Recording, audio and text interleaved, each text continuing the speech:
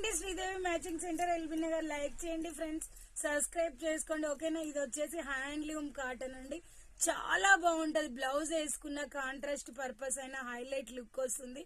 Plain చీరల మీద కూడా వేసుకోవచ్చు అండి. దీనికి బార్డర్ కూడా వస్తుంది, హైలైట్ లుక్ వస్తుంది. ప్యూర్ కాటన్ అండి.